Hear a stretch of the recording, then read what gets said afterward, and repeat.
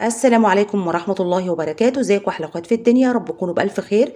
ده ان شاء الله الفانيش او بديل الفانيش اللي هنعمله مع بعض النهارده بطريقة سهلة جدا ومبسطة وبمكونات موجودة في كل بيت. بصوا انا ما عملتش بالفانيش خالص، ده كان كيس فاضي عندي فحبيت اوريكم بس حجمه. بيبقى حوالي معلقتين، لكن احنا عاملين كميه قد ايه كويسه قوي، هتقضي معاكي فتره طويله وعاملينه بمكونات حلوه قوي، هتقضي لك على اصعب البقع اللي موجوده في الهدوم البيضاء. ايه رايكم بقى يا ريت حبايب قلبي اللي مشرفيني ومنوريني على القناه ولسه ما عملوش اشتراك، يا ريت يا حبايب قلبي تعملوا الاشتراك فضلا وليس امرا، ويا ريت يا حبايبي ما تنسوش اللايك عشان اللايك بيرفع الفيديو وعشان يوصل لكم كل جديد انا بقدمه على القناه. ايه رايكم بقى في الوصفه دي؟ تحفه ان شاء الله تنول اعجابك. يلا بينا على الوصفه عشان نشوف احنا ازاي عملناها مع بعض. ان شاء الله يا حبايبي هنعمل مع بعض الفانيش او بديل الفانيش بطريقه سهله جدا ومبسطه، وطبعا احنا عاملين مقاطعه على الفانيش فهنعملها بمكونات موجوده في كل بيت. بس قبل ما نبدا كده حبايبي الوصفه نسمي الله ونصلي على الرسول صلى الله عليه وسلم. طبعا التليفون بيعملها معايا برضو، انا عماله احط في المكونات وانا مش واخده بالي والتليفون كان فاصل. انا حطيت هنا مج مسحوق، اي نوع مسحوق زي ما واضح قدامكم كده، ومعلقتين بيكربونات الصوديوم، ومعلقتين زهره بيضاء، ومعلقه صغيره ملح ليمون. تمام.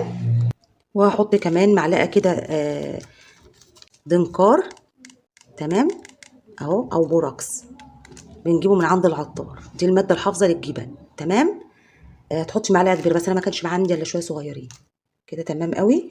وهنحط كمان ربع كده، حوالي ربع صابونه بلدي او نص. تمام. انا كان عندي ربع بس فهحطه. وده المكون ده جميل جدا جدا. ده قشر بيض، انا عملت بيه قبل كده معاكم وصفات تحفه في التنظيف، بجد روعه بجد. هنحطه في الفانيش ده بجد تحفه. هنحطه كده المكونات مع بعض كده. تمام. قشر البيض بتجيبي بالقشر كده وتغسليه كويس طبعا من الزفاره وتنشفيه. انا كنت بحطه كده في الفرن لغايه ما ينشف خالص. لو انت حطيتيه في الكبه وهو سليم هيبوظها لك، فانت هتكسريه حتت صغيره وبعد كده تحطيه لغايه ما يبقى بودره زي ما انا عاملاه كده، وتبتدي بقى تشتغلي بيه عادي. حلوه قوي في التنظيف، روعه. الوصفه بتاعتنا سهله جدا جدا. لحظه واحده بقى اقلبهم مع بعض. بصوا يا حبايبي احنا هنقلب المكونات، بس هحط كمان حوالي معلقه كبيره كده، ده سكر بودر. تمام. وهنقلب كل المكونات دي مع بعض. حلوه قوي بقى في التنظيف، ولا تقولي بقى فانيش من بره ولا اي حاجه، تحفه وهتطلع لك اصعب البقع. طبعا اي حاجه كده تكون فيه مكلكعه فيها تبتدي ايه تعمليها بايديكي كده كده. طبعا عايزه تزودي الكميه تقللي الكميه براحتك خالص. ايه رايكم بقى يا حبايبي في الفانيش اللي احنا عملناه مع بعض؟ عملناه بطريقه سهله جدا جدا، والمكونات اللي فيه بجد تحفه. يعني هتغسلي بيها الهدوم البيضه بجد حلوه قوي. طبعا المكون الجميل اللي احنا حاطينه القشر البيض تحفه في التنظيف، والدنكار برضو روعه. كل المكونات اللي احنا حاطينها حلوه قوي قوي قوي، هتقدرك على اصعب البقع. ايه رايك بقى؟ بجد حلوه قوي. انا هفضيها في البرطمان ده. لحظه واحده.